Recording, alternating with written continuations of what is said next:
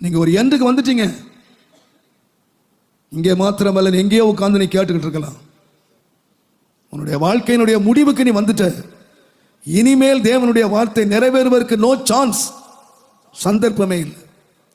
உன்னுடைய பார்வையின்படி, மனிதர்களுடைய பார்வையின்படி இனி மாற்றம் உருவாகவே உருவாகாது, மாற்றம் நடக்கவே நடக்காது என்று நீங்களே தீர்மானிச்சிட்டீங்க. நீங்க முடிவு எடுத்துட்டீங்க. ஆனால் உன்னுடைய நினைவு ஏன் நினைவு இல்லை. என்னுடைய நினைவு சமாதானத்துக்கானவைகள். என்னுடைய தரிசனம் முடிவிலே நிறைவேறும். அதுக்கு ஒரு முடிவு இருக்கு. ஆகினால் தான் வேதம் சொல்லுது, நம்பிக்கை வீண் போகாது, நிச்சயமாகவே முடிவு இருக்கிறது. முடித்து வைக்கிறவர் யார் என்றால் சாத்தான் இல்லை. முடித்து வைக்கிறவர் யார் என்று கேட்டால் தீமையை ஆரம்பித்தவன் இல்லை. முடித்து வைக்கிறவர் யார் என்று கேட்டால் தேவன்.